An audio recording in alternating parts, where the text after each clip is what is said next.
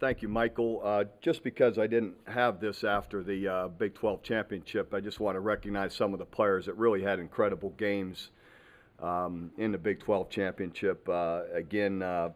Guys, offensively, Kenny Stills had a huge game as a true freshman, with some great plays. And Landry Jones, again, anytime you can throw the ball like that against Nebraska, you're really playing well. DeMarco Murray, another big night, all-purpose yards, was over 100 again. And I tell you another guy, Cameron Kinney, who's just come on through the whole second half of the year, had like 5 catches on third downs, all against a great corner for Nebraska, Kamara, but just had some huge plays when we really needed him. So he really played well. And Donald Stevenson up front had a great night, was recognized by the coaches too as one of the players of the game.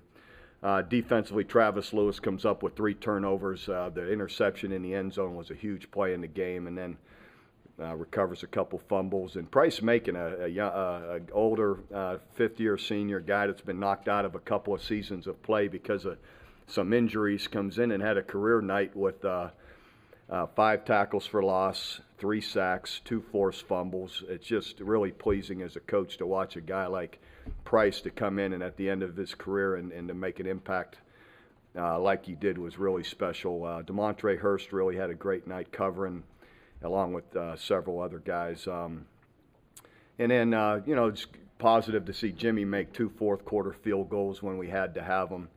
Was a big factor in the game too, kicking game-wise. So anyway, that's got us in a position here to be in the Fiesta Bowl playing Connecticut.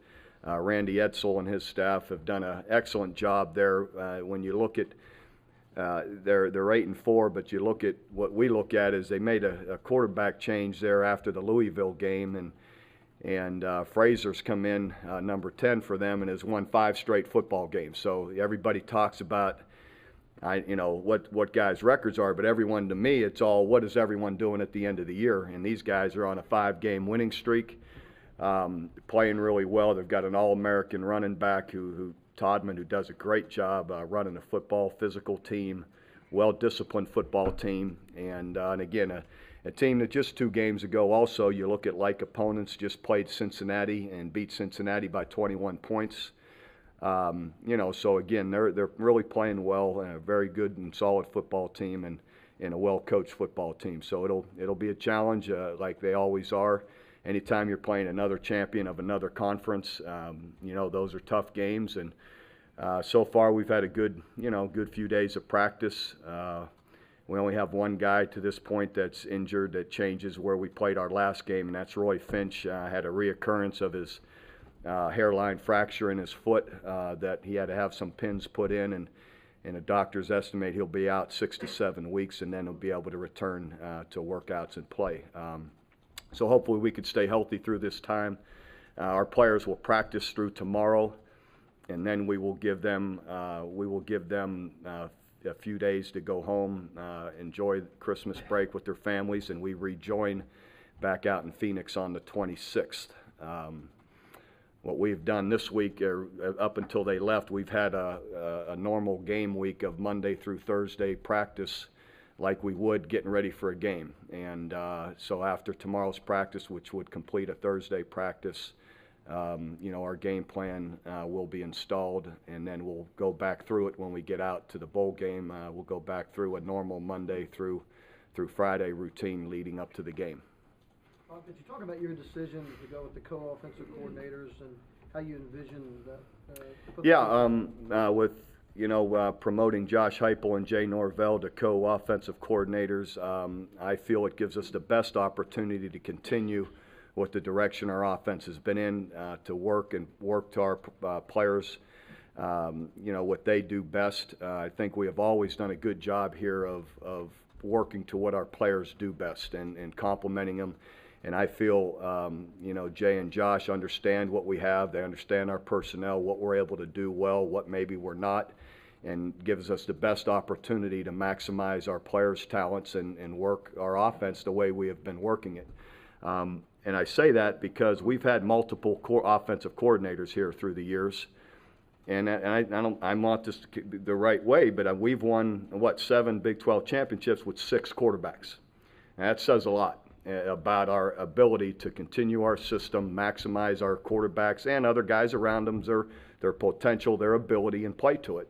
And I believe these guys understand our personnel better than anyone I'm going to bring in. And I have confidence that they've got the experience and understanding of what we do on to continue the same path we have been on and competing for championships, and believe they'll be able to do that. You've always, when you've needed a coordinator, you've always promoted from within. What are in addition to what you just said, what are the other advantages? I would seem like that'd be great for morale as well. It is. It's great for everything. I've always structurally, hopefully, have built our staff that way. And it was intentional from the beginning that we would never have to, hopefully, as long as I believe in the direction we're going and like the direction we're going, we should not have to wholesale change. And that way, to me, there's more structure for the players. They've been built in this program over 1, 2, 3, and 4 years. They understand our philosophies, how we do it, and so it's been intentional that way. And fortunately, for the most part, it's worked out really well. And again, the players have a familiarity as well and trust with the guys that we have. So again, and like I said, I think too, experience has shown it to be successful. With Kevin gone, he was kind of the instigator of the hurry up pace. With him gone, will that continue? Yes. We'll stick with that with Josh. Well, he's not the instigator. I am. Right. So in the end, only meaning if I'm worried about defensive stats or I don't think it's really good, I'm the one who initially, now Kevin has experience in it and he is great at it, but I'm the one who brought it up that we probably need to look at this. So my feeling in doing so was with Sam Bradford, the poise, the talent we had, my feeling initially was if we can snap the ball 20 plays more than the other team, to me, I think we're going to be in an advantage. In other words, I just felt good about our personnel. Now, had we been doing it and it wasn't working real well, I don't know that we'd have stayed with it.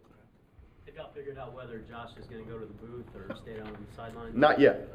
We'll have those discussions here in the next few days. Bob, with that decision, does that just come down to the ability to continue to talk to the players as they come off? Yeah, and to me, you can do it either way. To me, there isn't any set way it has to be done because you see it both ways. So we'll see what they feel is they're most comfortable with doing. Bob, will you mostly remember this team for what happened from A&M on, the way they gathered themselves? Well, I remember all of it. I remember the struggles and I remember the growth that's happened, and to me that's what's pleasing. I'll remember how young so many players that have had major contributions, that grew through the year, but really played well from the start. So to me it's always a process, and it's a long process. It's a long year, and we persevered through it and really came on strong when we needed to down towards the end, and so to me all of that matters, and the end part is so pleasing because maybe of some of the struggles and the growth that you knew needed to happen, but it feels good when it does. Talk about your, obviously you haven't thought much about it, but your outlook for next season, given so many young players. I think 16 of your top 22 on defense are first or second year players. You got a lot of guys returning. Yeah, I haven't gone there, of course, because this season isn't complete, but I am very aware through the season how young we are. We are a very young football team, and so it's exciting, the way these guys play, their attitude, their work ethic. I remember, and I've never done this before, I pulled our freshmen into our team room one day, all by themselves, the true freshmen, and I said, this is the most impressive class we've ever had. Now, this is before a game, before they've ever played a game, just because of what they were showing on the field, their practice habits, their attitude, their ability, the talent. And I said, a lot of you will play, and even some of you guys that aren't going to play, it's a really good group. Don't be discouraged if you're not, as your time will come. And it's a really impressive class. And that was, like I said, before any of them played a game. So there's a lot of there's a lot of young players that we should remain strong.